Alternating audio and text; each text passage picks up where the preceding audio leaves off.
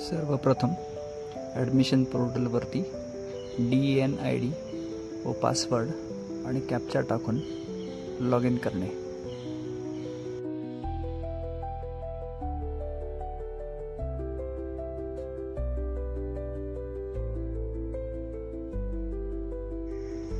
Log in केल्यानंतर तुम्हाला डॅशबोर्डवरती असे दिसेल की तुमचा अर्ज हा कन्फर्म करण्यात आला आहे, परंतु त्याला काही डिस्क्रिपन्सी मार्क केल्या गेल्या असतील.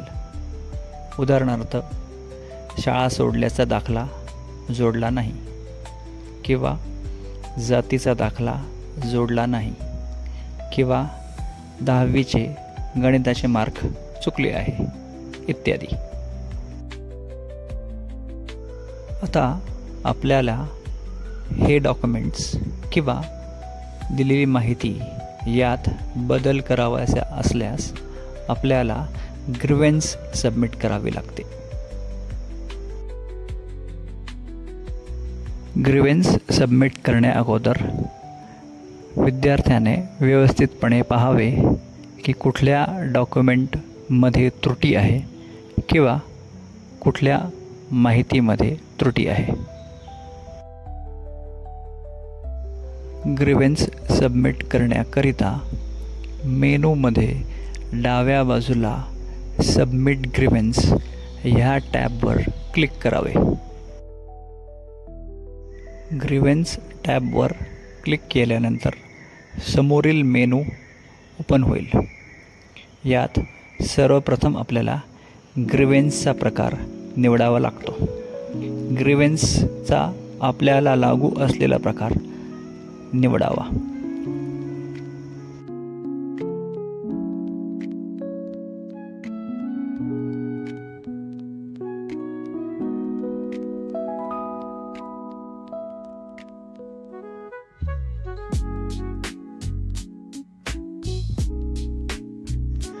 ग्रीव्हन्सचा प्रकार निवडल्यानंतर विद्यार्थ्याला ग्रीव्हन्स कशाबाबत आहे याचा उल्लेख तेथे करावा लागतो. त्यानंतर जे प्रमाणपत्र आपल्याला अपलोड करावायचे आहे त्याचे PDF तिथे अटॅच करावे. नंतर ही ग्रीव्हन्स सबमिट करावी.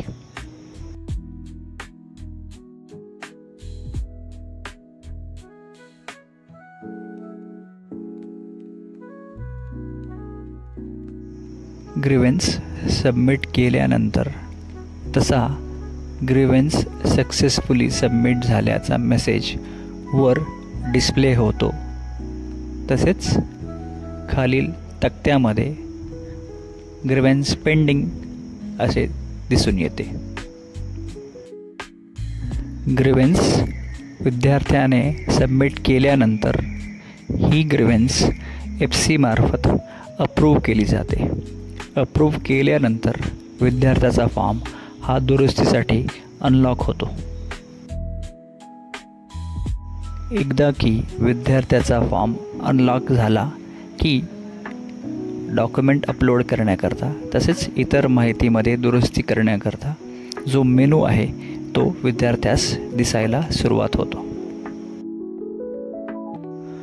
पुन्हा एकदा विद्यार्थ्यांनी तपासून घ्यावे की FC मार्फत कुठली त्रुटी किंवा दुरुस्ती करावयास सांगितली आहे. एखादे डॉक्युमेंट अपलोड करावयाचे असल्यास मेनूमध्ये त्या डॉक्युमेंटसमोर अपलोड डॉक्युमेंट म्हणून टॅब जो आहे त्यावर क्लिक करावे व संबंधित डॉक्युमेंटची PDF अपलोड करावी. डॉक्युमेंट अपलोड केल्यानंतर समोरील व्ह्यू बटनवरती क्लिक करून ते डॉक्युमेंट अपलोड झाले आहे की नाही हे तपासावे. त्यानंतर फॉर्म सबमिट करावा.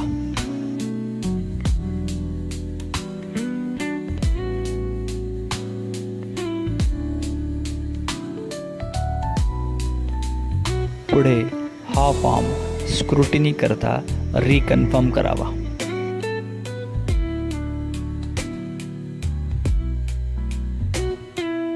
स्क्रीनवर दाखविल्याप्रमाणे हिरव्या रंगात लिहिलेल्या कन्फर्म युअर फॉर्मवर क्लिक करावे. आता विद्यार्थ्याचा फॉर्म पुन्हा एकदा EFCकडे तपासणी करता पाठवण्यात आला आहे.